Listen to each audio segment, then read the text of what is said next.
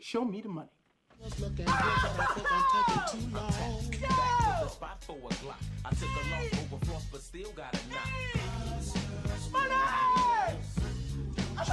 Jerry, does that make you feel good just to say that? All right, we are back showing the money time. It is not officially a picks segment here, which is sad because obviously would have loved betting on March Madness, but I did want to talk to this guy, so he's back for his third time on the podcast. We talked about back in leading up to the Super Bowl. Kevin Walsh Jr. from SportsGrid is here. Kevin, how are you? I'm doing all right, Mike. I'm doing all right. Obviously, I wish that these were, maybe some concrete picks and bracket talk that we'd be able to get into. Nevertheless, I think it's still fun to talk about, at least for me. I know. Yeah, it is fun to me. I mean, we've done some serious stuff earlier in this show. We talked about some more deeper things, but you know what? At the end of the day, I do think people need a distraction, and I know we don't actually have sports, but this idea of theorizing about what could have been, I think, is a fun exercise. Yeah, no, I agree. I think, especially how much time, most of us put into the college basketball season specifically. Yeah, why not kind of go through how we think things would have played out? I spent the whole year trying to figure out how good Kentucky or Baylor was, and it's fun to see how far I thought, these teams would have gone. Yeah, indeed. So let's start with the top stuff here. So what was your reaction when the call was actually made that the tournament was going to be canceled? Man, I was surprised. I think, the one thing that it's come out to be fact is this is all really a domino effect of Rudy Gobert. Not coronavirus itself, but the decision to shut these things down in the way that they did. For anybody that maybe wasn't following where the NBA went about it, I remember, I looked it up. 7:48, Adrian Wojnarowski tweeted that the teams were going to be meeting the next day to talk about whether they wanted to do games without fans or they'd go on a hiatus. And they were leaning towards games without fans. And then 2 hours later, Rudy Gobert tested positive for coronavirus, and they shut the season down. As then did the NHL, and that's then what led to the NCAA. It's not to say that we don't have a bracket all because of Rudy Gobert. I mean, the video that exists on him is obviously what makes this difficult, but it was kind of one of those things that it just started to become a reality that everything was going to have to be shut down. I would have loved for them to postpone it because I'm a hopeless romantic in some way. I would have loved for us to maybe had it, but I think they kind of tore the Band-Aid off, and they knew that this was kind of how we weren't getting it, unfortunately. Yeah, it was just sort of I talk about this at the top of the show. I mean, once the Gobert news broke, everything changed. You just knew, okay, this is it. Nothing's going to go on for now. And I think, honestly, Rudy Gobert probably did sports a favor because I feel like the shutdown would be much, much longer if they tried to play without the fans and this came out, say, 3 weeks later from now. Yeah, I think the thing with Rudy Gobert is, if it was just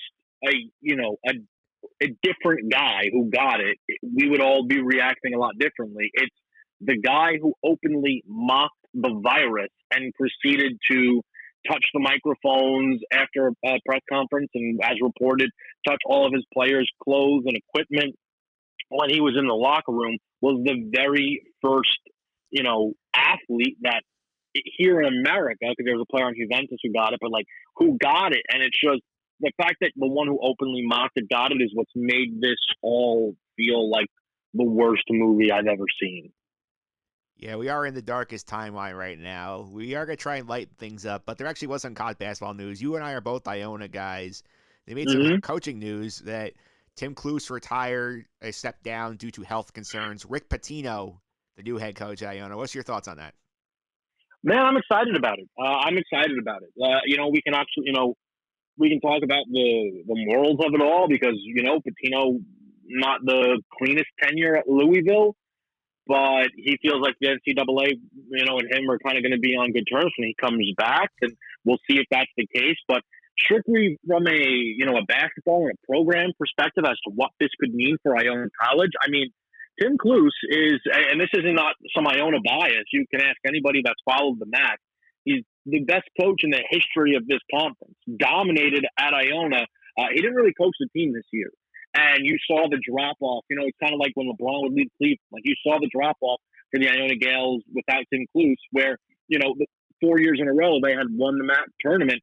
it was incredibly big shoes that needed to be filled, and they come in and they get a Hall of Fame coach, a guy who's won multiple championships at this level. So I'm excited to see the hopeful prestige that he can kind of bring to Iona and see if he can elevate Iona to another level.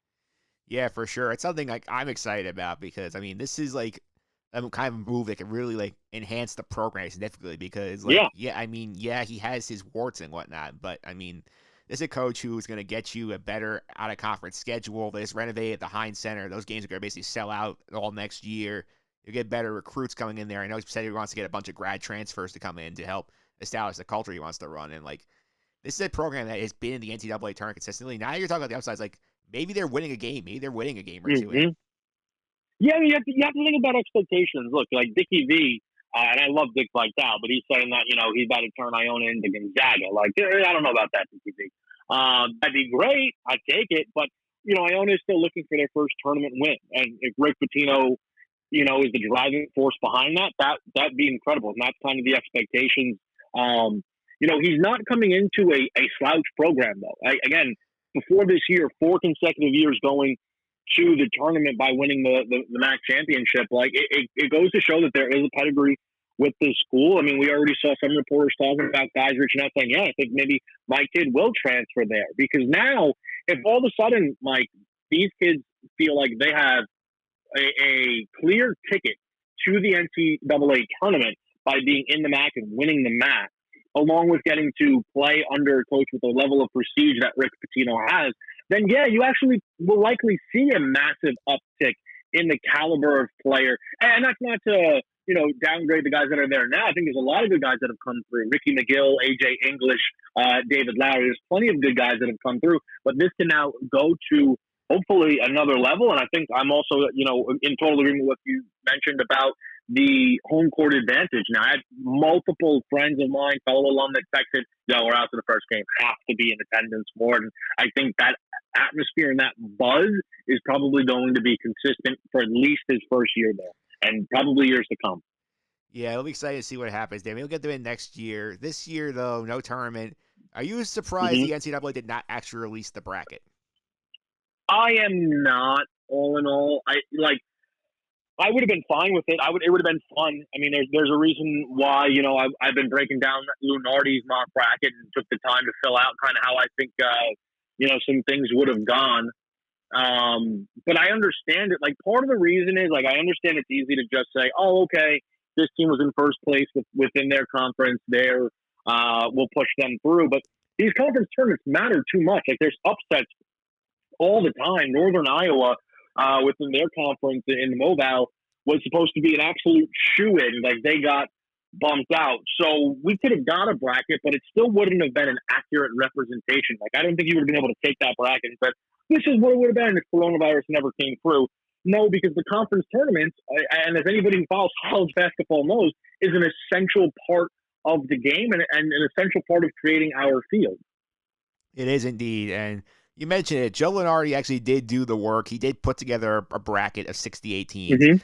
Since we did not get to do an actual March Madness thing, let's have some fun today. Let's use Lunardi's bracket and pretend that this is the actual thing, and we would discuss how we would bet on it.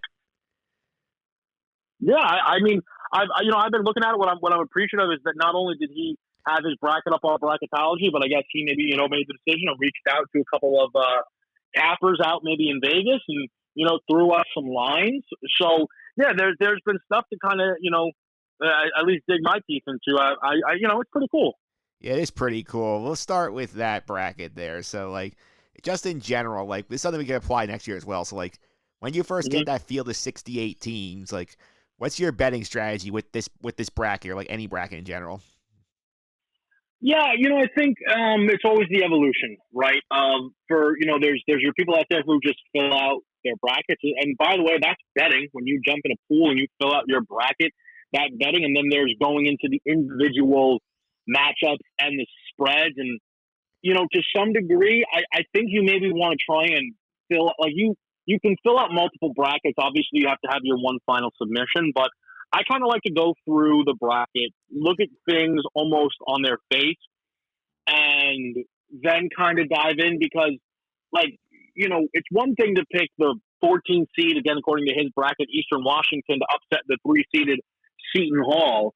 But it's another thing that when you are able to put it into the context of like, oh, wow, that's a double-digit point spread upset that I'm picking there. I don't know how likely that all is. So it's kind of trying to find that balance between filling out your bracket and picking these first-round matchups and being able to, isolate them. Yeah, it's one thing I talked about last year when I did this segment. It's like sort of like when you look at those first round upsets, I always love to go to the spreads. I'm glad I already put them out there because the closer the game is, the more likely it is that you see in the upset. Oh, for sure. I mean, for example, Arizona, Texas Tech, it's a 1-point spread. LSU against Oklahoma, it's a half point. Like, it's a pick 'em. Like, so yeah, absolutely. I think that it goes to show like those are absolute point flip games. And even more so, like you look at a Virginia-Cincinnati, 6-11 might sound like a massive upset. It's a 2-point spread. Anytime a 2-point spread is not some earth-shattering upset. If somebody told you that Utah State knocked out, Power 5 West Virginia, you'd be like, whoa, that's pretty 2-point spread in favor of West Virginia, but that's not some earth-shattering upset. So I think it's a good point, like because there's going to be your quote-unquote upsets, but when you're able to look at the spreads, Mike, the definition of it changes quite a bit. Yeah, there were last year that had Oregon. Oregon was like hot 12 seed there. They were like a 3-point underdog the first round matchup against Wisconsin and ended up winning that game going to the Sweet 16. Yeah.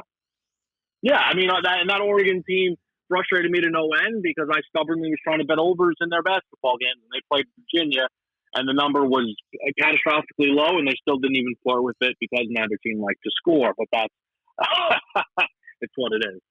Yeah, let's take a look at this Lunardi bracket. I will link to this in the blog post if people want to play along with us here. So, like, obviously you brought up first round upsets. So, like, which first round upsets would you have liked in this field? Yeah, so I took a look at a couple of them, and I'll tell you the one that absolutely jumped out for me, and it also goes to show kind of why, to some degree, this bracket things might have changed, had things really got to play out. But and again, it's not a massive upset in regards to an 8 versus 9, like anything can happen. But a 5.5 point spread in an 8 versus 9 really was odd to me. With Colorado and Florida. Colorado lost like 4 straight games to close their season. They got eliminated in their first game in the Pac-12 tournament by a very, very bad Washington State team. The idea like that they would have been laying the 5.5 to Florida. I think that Florida would have been able to go out there and handle them money line, no problem. Yeah, I like that one as well. Some of the ones I threw out there, you mentioned Utah State or West Virginia, I would have liked. Hofstra or Villanova, I'm very tempted by because I don't think Villanova is as good as their seed was. Liberty, my 2-5-12s, Liberty over Auburn, Yale over Michigan, and I think the one that I feel the most confident about is East Tennessee State over Iowa because I feel that's SoCon's been underrated for a couple of years now, and that Buccaneer team is pretty good. And again, that's another example there, though, right? With an 11 versus 6, how many people have watched any East Tennessee State? Iowa, again, coming out of the Big Ten, for a lot of people, the best conference in college basketball on the season. It's a 1.5 point spread for a reason. Like that in of itself should almost point you in the direction of East Tennessee. And, that's the thing, Mike. I think this is the year where I've been able to follow lines the most for college basketball now. And it would have been fun to try and do a bracket where you let the lines dictate what you're going to do, like as much as possible. Now, obviously, that's only like, feasible for round one because, unless maybe you can kind of go out there and, get what the line would be if these teams play. But obviously, it only really matters if the matchup comes to fruition. But just to see how much that could help. And I'll also let you know, you mentioned the Liberty-Auburn game. There's a guy over at the SportsGrid called Mid-Major Matt who's really in touch with, these lower-level schools. Again, the teams that aren't in the limelight. And that one jumped out to him. He thought that spread was out of control and also was certainly worth the Liberty money line look. Yeah, for sure. And, like, another fun part of picking the bracket every year, the sleepers. Who would have been your sleepers this year? So I went through it and I filled it out. And I was, I don't know if I was surprised. I kind of like this team.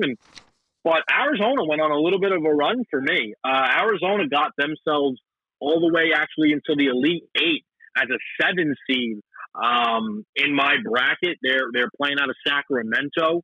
Then we mentioned that the Texas Tech point spread, I think them, again, being a lot closer to the West Coast, I think that they would be better than Texas Tech. And San Diego State, I wanted to give them tons of credit. That would have been your 7-2 matchup. But you saw it in their conference tournament for people that were watching. They kept getting down and we can come back and we can come back, and they didn't learn their lesson, and they lost their conference tournament. It cost them the 1 seed. And I absolutely think that an Arizona team playing some good ball would have been able to knock them off.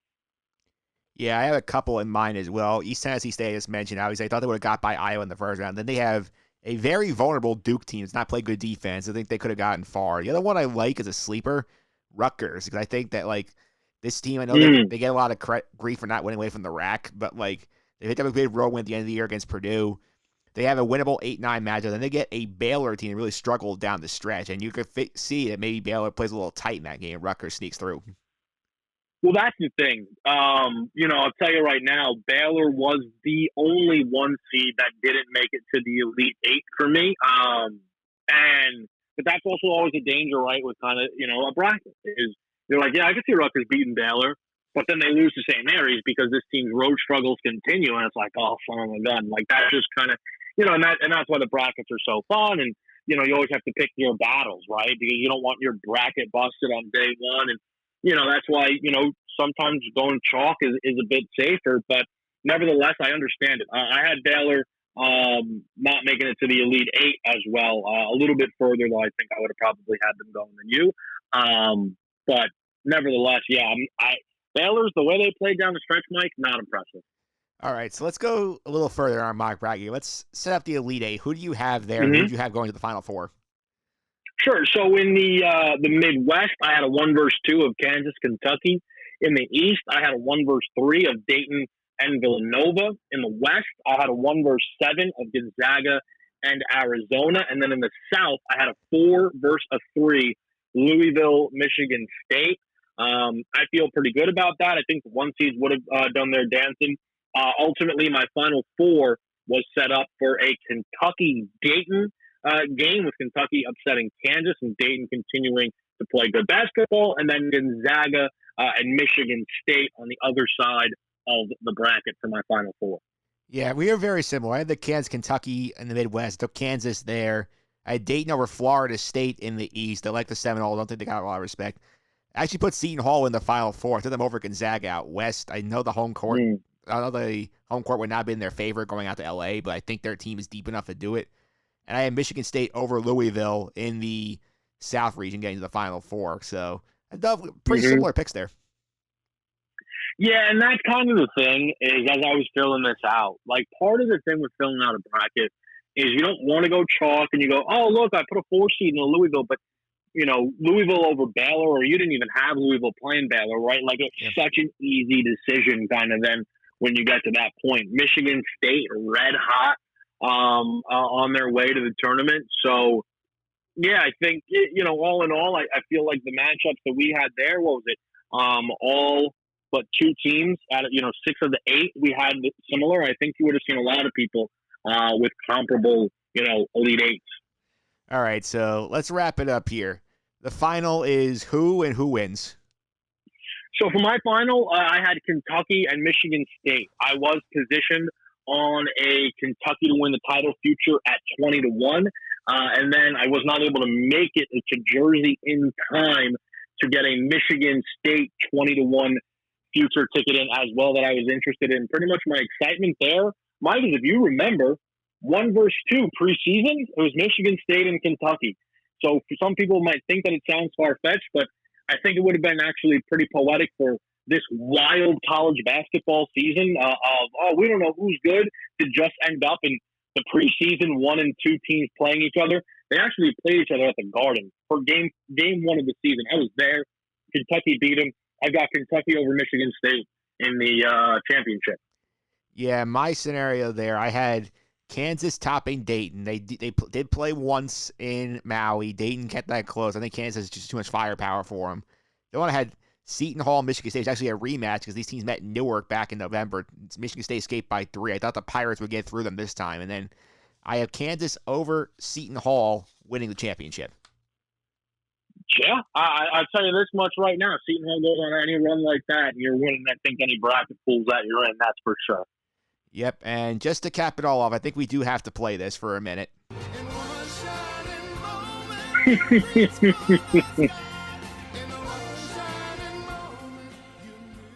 All right. One shining moment to wrap it all up. Kevin, this has been a lot of fun. Hopefully puts a little smiles on people's faces because it is sad we're not getting the NCAA tournament this year, but there will be one next year, and probably the most anticipated of all time. Yeah, of course. And the main reason, Mike, is because the Iona Gales are about to become the most important team in college basketball, and I am ready for it. Yeah, you're calling your shot early, the 5-12 upset next year. Oh, yeah. You know what? No, we're going to be the 5 next year. I'm buying the Dickie V selling, man. We're going to be Gonzaga. We're going to be preseason top 25. I can't wait. Yeah, I mean, you're right. I mean, Rick Pitino's making the rounds out on data recording on the radio stations. In one place, he said that he's already talked to Calipari, wants to play Kentucky at the Garden next year in the Jimmy V Classic.